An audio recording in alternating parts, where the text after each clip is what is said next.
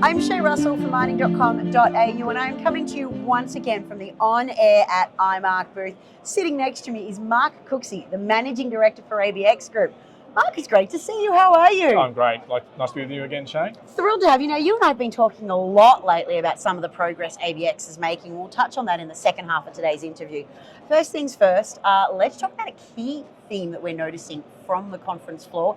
Every conference has one. What do you think is captivating people over at the Mines and Money part of the conference? Yeah, I think it's interesting. So, critical minerals is going to be getting more airtime the last couple of years, and a lot of companies out there, exploring for critical minerals. What I'm getting a sense of this conference is that there's, the good prospects are moving beyond that to say, right, well, how do we turn this into a project? That could be, defining reserves, feasibility studies, demonstration plants, and so I feel like we're moving to where the rubber hits the road of how do we turn these great prospects into projects, and that's really good. It also requires more funding to support that, but that's an exciting time for the industry. It certainly is, and it also says when we're talking about putting dollars behind these projects, it emphasises that we're all starting to take the critical minerals path quite seriously now. Yeah, absolutely. This is real. The whole economy is transforming for renewable technologies, and that's creating significantly new demand for a range of metals. They're all becoming critical. We need these projects to happen. All right, moving on to your recent adventures in North America.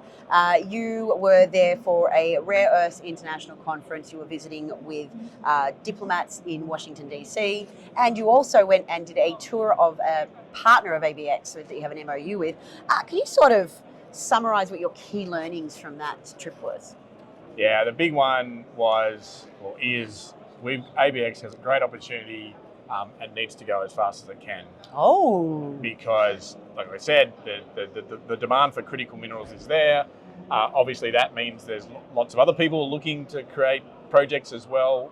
We think we've got a really good project, but the ones that succeed will be the ones that are a combination of the best ones and the fastest ones. So you want to go fast. You don't want to be left behind by someone who might not have as good a project, but they just get there a bit quicker.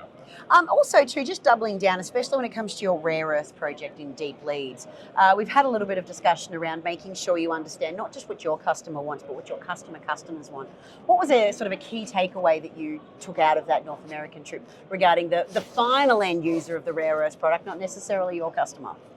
Yeah, again, not sort of surprising, but just the degree of complexity in that. So it's, say Ucore might be a customer of ours, so they have multiple customers of theirs who might have different product needs and different product types and product needs, and likewise we might have another customer who has their own set of multiple customers, so it gets very complex very quickly.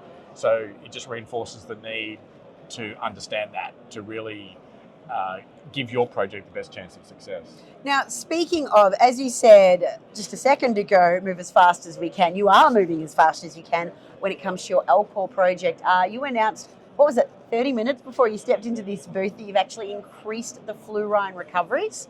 I don't have the numbers on hand. What were they? Yeah, so one of the important things when you're trying to get fluorine out of this waste material is to get as much as you can. Obviously, ideally 100%. You can never do that in a real process.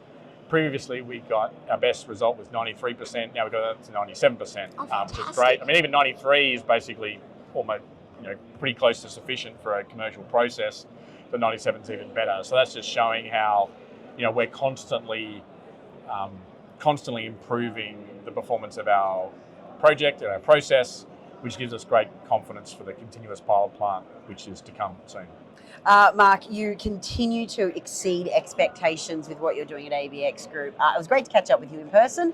I probably should let you get back to your booth, though, because I know it is busy over there. So thank you for taking the time out to speak with me today. It's been great. Great. Thanks again, Shae.